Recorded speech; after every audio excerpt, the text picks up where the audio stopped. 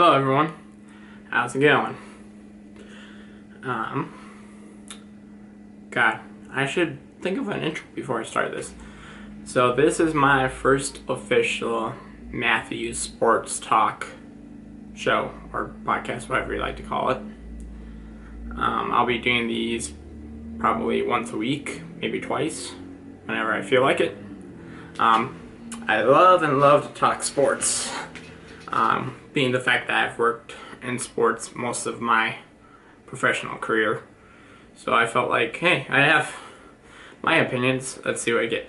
I think I'm just trying to channel I don't know, Stephen A. Smith or somebody, but maybe try to figure out if I have a future in sports broadcasting. So without further ado, let's get going on the topics of the day.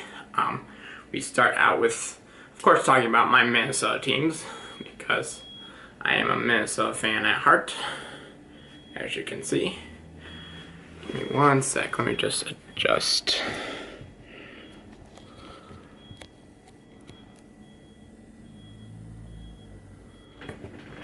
There we go.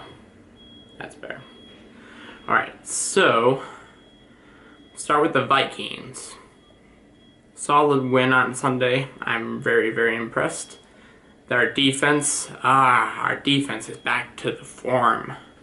Well, it was back to the form a couple weeks ago against the Jets, but it's even more so now. Got 10 sacks.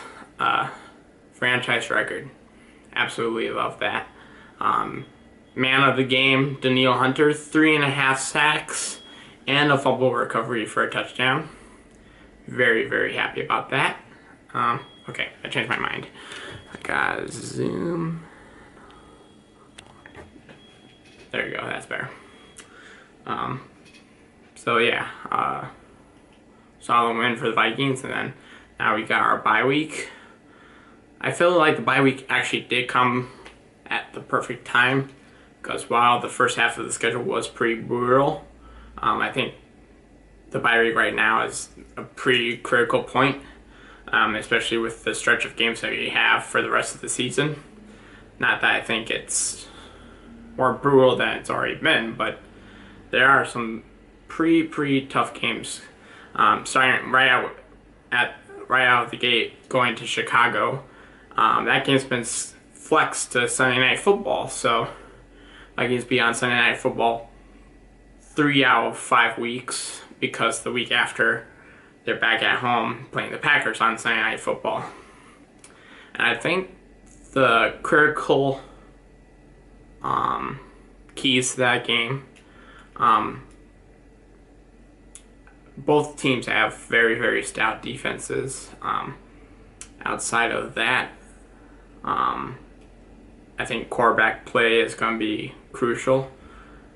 I honestly think, everyone should probably know this, Kirk Cousins is a better quarterback than Mitchell Trubisky.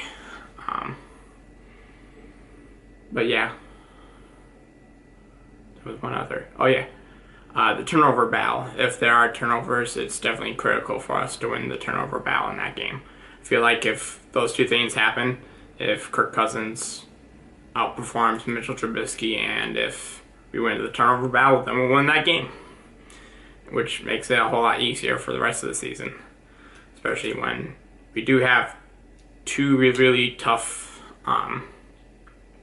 road games left. Outside of that, we have to go to New England, to Foxborough, to play the Patriots, which is not fun. And then we have the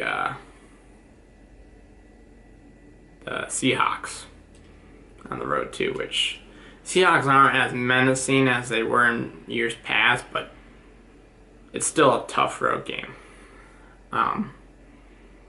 So yeah, and then so later on, after I'm done talking about the Minnesota teams, I'll talk about sports in general. I have my weekly NFL power rankings. I will go through those, and then I also, while I go through those, touch bases on each team, how they performed this week. What else is there? So moving on from the Vikings, the Timberwolves.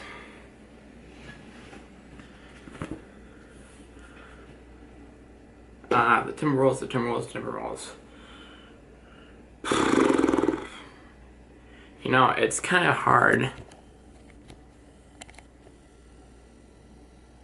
I don't know why I keep on playing with this. You just like my face. The Timberwolves are... God, they are... Oh, shit. Sorry. My berries looks like it's about to die. Give me one sec.